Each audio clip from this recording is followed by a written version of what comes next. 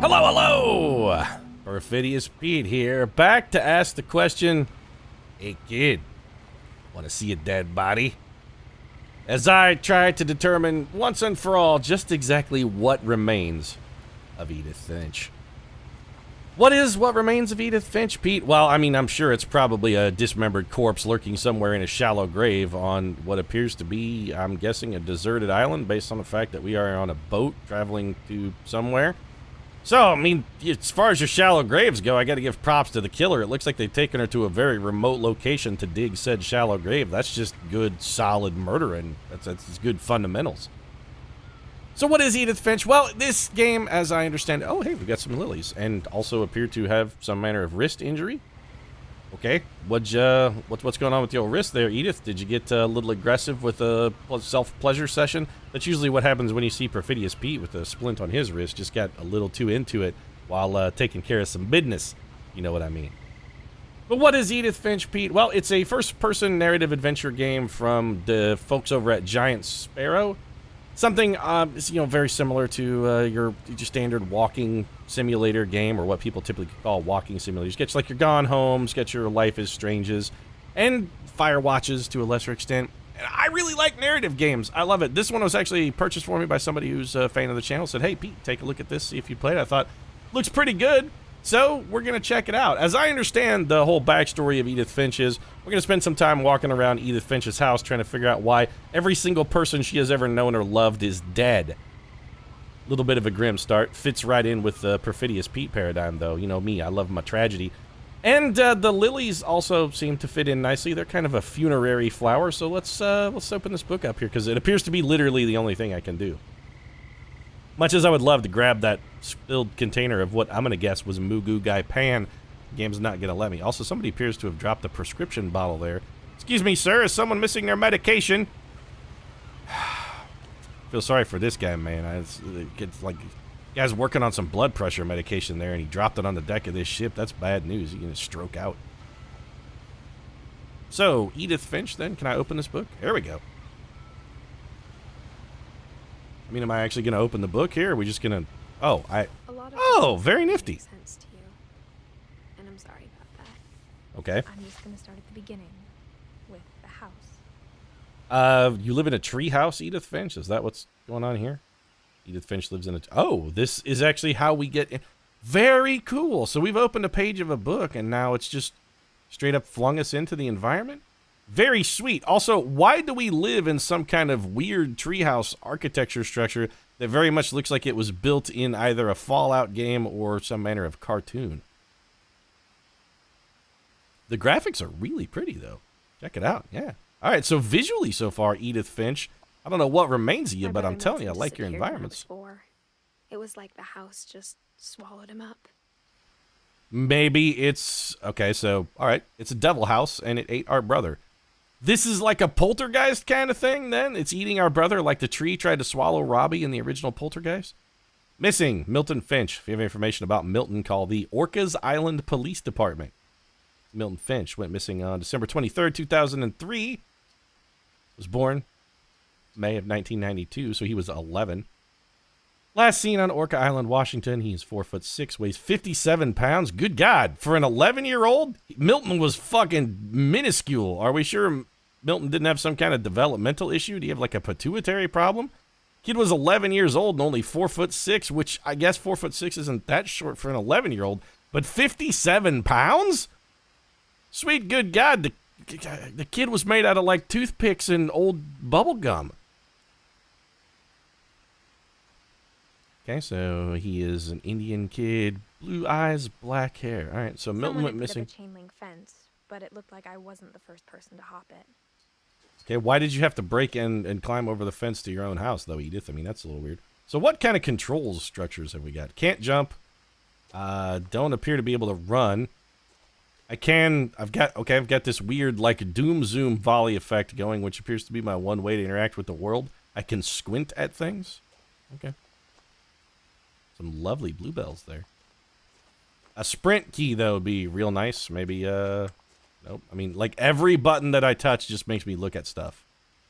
All right, I'm going to stop doing that, because honestly, the zoom effect is making me a little queasy. I don't like it when games do that. I lived here until I was 11, but I wasn't allowed inside half the rooms. Okay. I mean, were your parents concerned about your safety? Are you just prone to accidents, Edith? What's the deal? I'm going to assume Edith Finch is just really accident prone. Her parents are like, don't let Edith in the kitchen. She's going to trip over the counter and knock the chopping block off and impale herself with like 17 different knives. Don't let Edith in the kitchen. Don't let Edith in the bathroom. Good God. That girl will fall in a bathtub and split her skull open faster than anyone you have ever imagined, and I'm tired of cleaning up the blood. Is this a model of the house itself? That's really weird, Finch family. I don't want to start firing shots already here, especially not with the, like, 45 copies of the Orca Island Gazette that we've got unread here, but making your mailbox be like a smaller replica of your actual house, that's maybe next level hipsterism. I'm not comfortable with this. Any mail, though? So this is old Edith because what the fuck are you wearing, by the way? It's like a glove, but also a sweater. Is this... This must be the hipster equivalent of footy pajamas. Not only does this sweater have feet sewn into it and is a full-body unitard, but it's also got hand parts in it. That's real weird. In the mailbox were bills from 7 years ago, marked urgent, open immediately. Wow, it's a good thing to know that the Finches are really responsible when it comes to their financial endeavors. 7-year-old bills, are we going to open these? It's probably fine. If they've gone unpaid this long, I'm sure if the bank really needed that money after 7 years, I mean, they'd have probably sent somebody or called or whatnot. Since my brother Lewis's funeral. So you have 2 brothers, both of whom are dead. No trespassing. Are they also accident prone, Edith? Is that what happened? Is that why the Finch family instituted the don't let Edith in the kitchen policy? Because that's how Lewis and Milton died? Maybe. We can open the gate. No trespassing on Finch family property. Violators will be shot. This property is protected by video surveillance. Trespassers will be prosecuted. Okay, so not shot, but, you know, still dealt with. Lewis fell off of this bridge, shattered every one of his bones on these jagged rocks as he tumbled into the water, to lie, helpless and floating, slowly drowning, his shattered limbs unable to propel him to the edge of the creek. Is that what happened, Edith? I mean, I was expecting a little narration, but you just clammed up on me, girl. You're supposed to tell me how Lewis died or give me some backstory, some kind of insight, something, and instead, what do you get? Nothing. My mother left me a key, but didn't tell me what it unlocked. Very cryptic, then. That's also just quality estate planning on behalf of your mother and her attorney, too. That's just top-notch work. Here's a key. What's it open? Fuck, I don't know. It's just in an envelope. She's the laziest attorney of all time. Or she thought that the mystery would be enough to bring me back. Or she's luring you to your doom?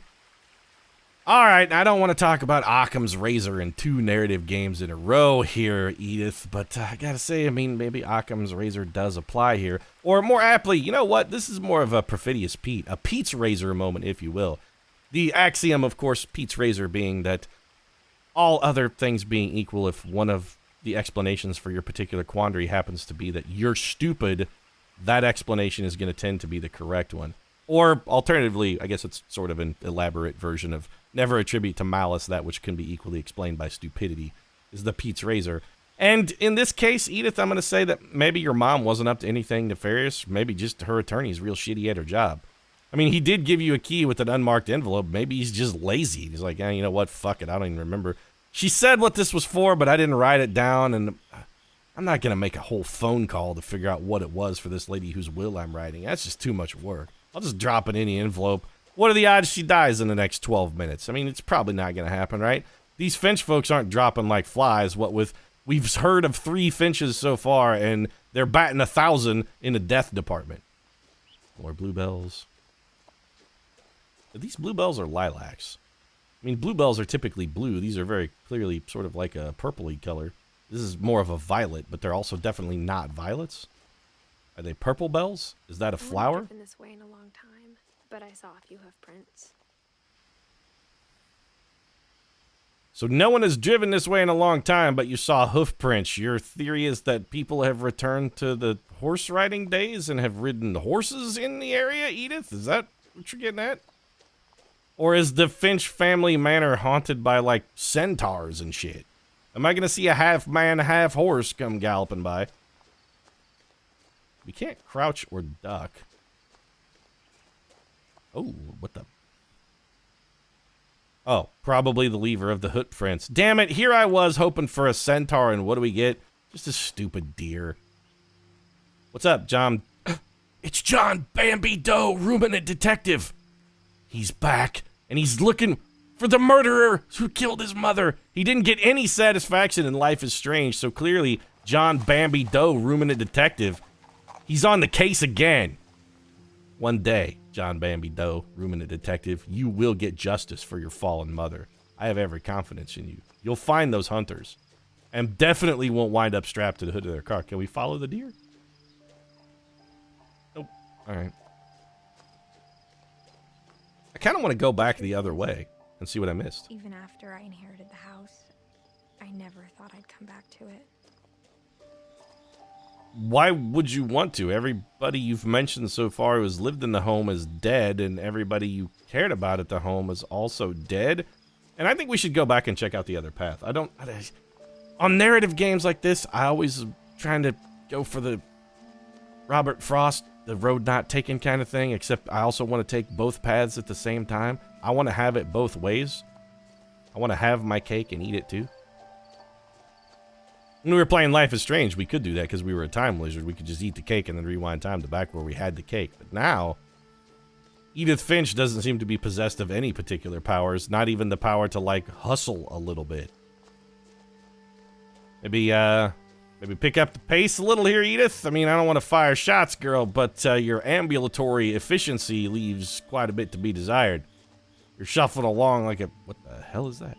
Oh, it's just a tree. Edith's shuffling along like maybe she's already dead and is actually a zombie. What remains of Edith Finch is just a zombie of Edith Finch. I mean, this looks dank. Oh, what's this? Missing person? Oh, it's Milton's poster. Yeah. Can we go down here? Nope.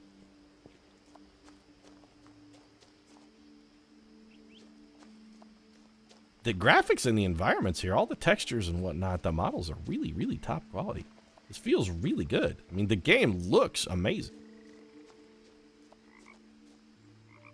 I hear crickets and toads. Okay. Can we wander around? Oh, all right. So we've got sort of unfettered wandering access over here.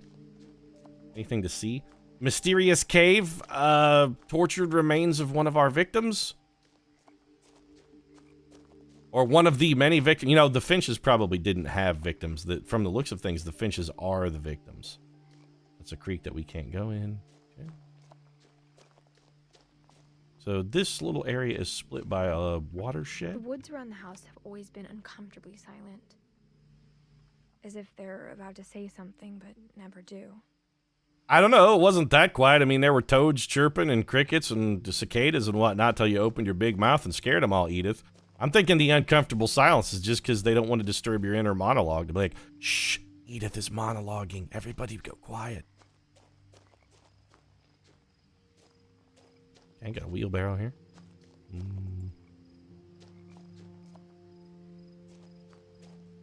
You know, it's pretty irresponsible use of Finch family property there, Edith. If you're just going to abandon your wheelbarrow out in the middle of nowhere like that, you should maybe pick that up.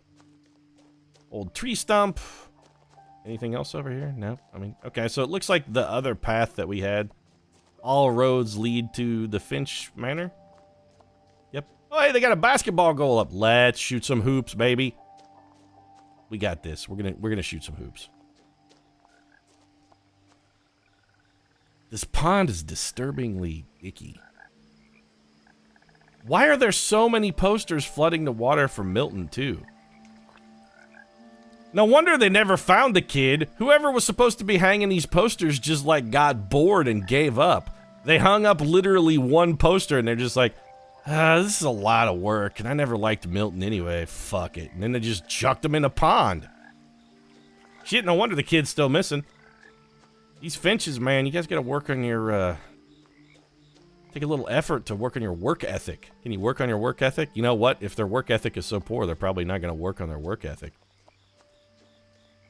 It's easier to just throw your problems in a pond and let them rot, right, Finches? Make an old busted truck over here.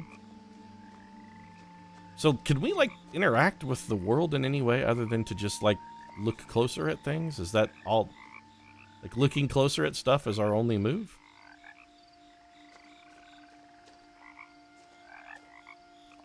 Oh, we're invisible walled.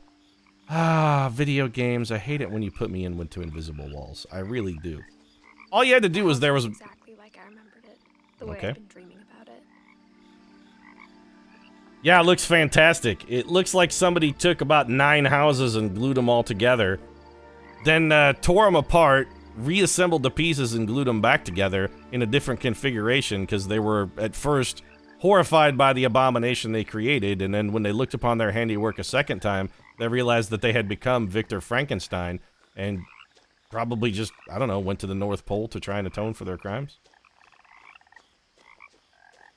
What the hell is that? I asked Edie once about the dragon in the pond. Yeah. She said it had killed her husband. I was 6. It seemed like an odd joke to me even then. Or, you know, let me just pitch an alternative hypothesis here, Edith, whatever your name is. Maybe the dragon actually did kill her husband, because it seems to be like a fairly large-ish creation, and if that fell off the top of, say, the 25th story of our house there, that would definitely crush a man. She may not have been trying to be symbolic or anything, or she may have just been literal, be like, yeah, I killed my husband. It fell off of the... Okay, hold on, let's count the stories here. So we've got a ground floor, second floor, third floor. Then we have sort of a 4th floor that's composed of like 5 different rooms. Then a 5th, 6th, 7th, 8th, and arguably 9th, maybe even a 10th floor, if that little cupola bit on the top is a 2-story house. Who the fuck built this dump? Also, the house made me uncomfortable in a way I couldn't put into words. Well, allow me to put it into words for you, Edith. I think the reason the house made you uncomfortable is because this is very definitely not adhering to any sort of building code. This is like 7,000 different violations right here. I knew exactly what those words were. I was afraid of the house. Building code violations. You were afraid that this rickety claptrap piece of shit was going to fall in on you and crush your skull, like it did to your aunt's husband. It's no wonder you're afraid. Shit, I'm a little leery and hesitant to set foot in this dump. Also, when's the last time you guys painted, and how come we can't choose a consistent color for the exterior? I don't want to thwart your curb appeal rating here, Finches, but, damn. Y'all need to get some professionals up in here to help out. Something. The wind chimes are lovely. It's like the most pleasant sound I have ever heard being made by wind chimes.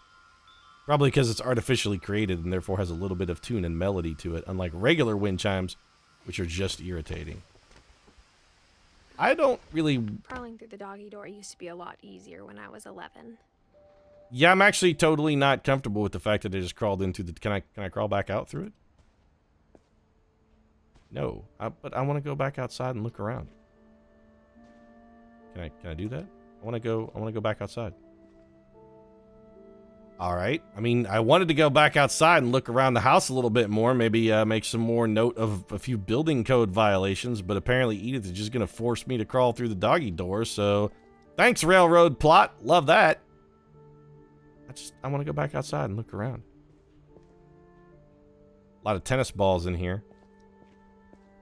I never understood the tennis ball on a string thing to tell you when to stop. Is it somehow that people become blind once they drive inside their own garages and they can't realize that they're about to hit the wall, so they gotta put a tennis ball there instead? Okay, a lot of cans of paint. I remember the cans of paint. Uncle Albert used to drink one every morning for dinner. Why did Uncle Albert drink dinner in the morning? Well, he was a weird fucking guy. I mean, he drank a lot of paint, and most of it was lead-based. He died, I would say tragically, but when you're drinking a can of lead paint for dinner every morning, well, you've got some deep and fundamental problems. Let's just say we all knew Uncle Albert wasn't long for the world. This is the world's most enthusiastic garage. Not a single narrative drop here, Edith? Oh, we can turn the light on. The power had been turned off the night we left. Okay. The night you left 7 years ago, they turned off the power. So are we supposed to turn the power back on? Is that like, is that a goal? Should we look for a power switch? For the first time in years, I mean, I guess I have no choice but to go inside. All right. I felt like I was home. Yeah, welcome home, Edith. Place looks fantastic. I can't wait to wander around this. I feel like I've just intruded in the home of somebody who has, A family, like a, they were yeah. just memories of one. Memories of one who was very definitely some kind of hoarder. I mean, look at this. This is good God. Loving memory of Edith Finch. December 27, 1988. November 21st, 2010. I mean, he had a good run. What was he? 22? Yeah, wait a minute. That's actually not a good run at all. Kid died when he was 22. So we got Edie, Edith, Dawn, and Lewis. I had an aunt named Edie, so there's an Edie and an Edith. Why does Dawn look very, very, very much like Diane Keaton? Like, disturbingly like Diane Keaton. And Lewis looks a little bit like that smarmy kid who was in the, what was it, where the kid where he, like, hurts his arm and then he can throw a baseball really fast. Later, he went on to hang out with that other kid who fucked pies in American Pie. Forget that kid's name. But yeah, Diane Keaton and him. I guess this is a new movie that's coming out. What kind of wine we drinking here at the Edith clan? Orange Tabby Zinfandel. I wonder if it's made of real cat. We also have Angeloth Vineyards, some Pinot Noir. Ah, well, I mean, you can't go wrong with a good Pinot. Sweet water filter that we got working there, though. That's a Brita number. That's high dollar shit. Some White Rooster. I'm going to assume that's a bottle of soy sauce, because it's right next to a bunch of containers of old Chinese food. Like how only one restaurant would deliver to our house, so we had Chinese a lot. Yeah, because they were the only ones who weren't terrified of the weird external architecture, because it sort of reminded them of a pagoda, I guess, and thus they weren't worried about the imminent structural collapse. Brave people, the Chinese. Yeah, recipe for apple pie. Let's check out their chops here. Let's see what kind of pie stuff they got working. 6 cups of sliced peeled tart apples. I mean, I tend to prefer crisp apples in mine. I like mine more sweet than savory or tangy, but all right, I'll allow it. 2 tablespoons of water, a tablespoon of lemon juice, half a cup of sugar, half a cup of brown sugar, 3 tablespoons of all-purpose flour, 1 tablespoon of ground cinnamon, some nutmeg, a little bit of ginger, teaspoon of salt, and pastry for double crust pie for 9 inches. If you have a pre-made pie crust, then why do you have all of the ingredients for the pie crust? I'm confused. As a man who loves pie, a pie aficionado, if you will, you gotta help me out here. Let's look at the directions. In a saucepan, combine the apples, water, lemon juice. Cook over a medium-low heat until the apples are tender. Remove from the heat and cool without draining. That's good advice. You want to conserve that flavor. Part of the sugars are going to come out and bake into it and make a syrup, which is what's going to make the pie taste good. In a large bowl, combine the sugar, flour, cinnamon, nutmeg, ginger, and salt. Add apples and toss to coat. Place the bottom pastry in a pie plate. Add the apple mixture, cover with the top pastry, seal, and flute edges. Cut slits in top crust. Bake at 450 for 10 minutes. Then reduce the heat to 350 and bake 35 to 40 minutes longer until golden brown. Yields 6 to 8 servings. 450 for 10 minutes, though, man. The apples are going to be... They're going to be all mushy and smushy, man. You're going to lose all of the crispness from the apples if you burn them that hard. I'm telling you, what you should do really is just leave that bad boy set at 350. Cook it an extra 5 to 10 minutes on that. And let those apples have a little bit of bite. You want al dente apples like a good pasta. They got to have a little bit of bite back to them. You want some of that crunch. Well then, I mean, you know, if you're in need of an apple pie recipe, I feel that this episode has delivered on that, if nothing else. And this is where I'm going to wrap up our first episode of Edith Finch. So far, what remains is a pretty mediocre apple pie. Also, there are no instructions in this pie recipe here for the crust itself, which as a pie aficionado, I gotta say, The crust, man, is the key to a good pie. You gotta have the ingredients, man, and tell people how to make their crust. None of that store-bought crust bullshit. You gotta make your own crust. You get some flour, you get some shortening, the other accoutrement, little baking powder, chuck it in there. You gotta make your own crust, man. A good pie crust is the key to good pie. I'm already wondering about these Finches. Store-bought pie crusts. I don't know where this is gonna go, but I'm assuming if they're willing to tolerate store-bought pie crusts, pretty much anything goes. If you enjoyed this episode, feel free to drop a like down in the comment section. Support really does mean a lot. If you'd like to see the rest of what remains of Edith Finch and perhaps find some other mediocre recipes, I'm guessing some of which are going to involve LP brown canned tuna, might consider subscribing as well. Post new episodes of, I'd understand the Edith Finch experience isn't too terribly long, so I'm not sure how long the series is going to run. But, 3 times a week we'll be posting Edith Finch every Monday, Wednesday, and Friday until we reach the end of it, at which point it'll be, replaced with probably another narrative game. I've really been enjoying having at least one narrative title running on channel at all times. And so far, you know what, Edith Finch? You've piqued my interest. If for nothing else than to see if the chefs in your family are as bad at pie as they are as everything else. So thanks very much for watching. I'll see you again soon.